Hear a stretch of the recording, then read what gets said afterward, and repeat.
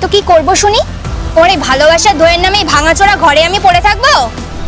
তো লজ্জা করলো না বিয়ের আগে এই সমস্ত বানিয়ে বানিয়ে মিথ্যা কথা বলতে আমাকে? যাক বাবা, ভালোই হয়েছে যে বাড়িতে আমি এখনো বিয়ের কথাটা জানাইনি। যদি জানাতাম মান সম্মান আর কিচ্ছু থাকতো না। আমি যাচ্ছি। দাঁড়াও, আসল সত্যিটা জেনে যাও। চলে যাচ্ছ যে? মানে আসল সত্যিটা আবার কি?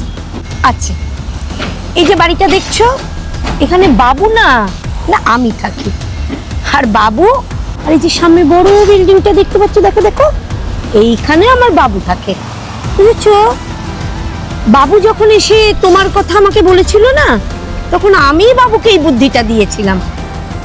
মাসি মাসি ওঠো ওঠো। আরে রে, কি হলো বাবু? মাসি আমি বিয়ে করছি। বিয়ে করছিস তুই?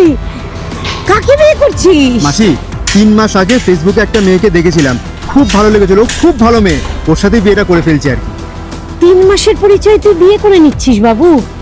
মেয়েটাকে ভালো করে চিনিস তো?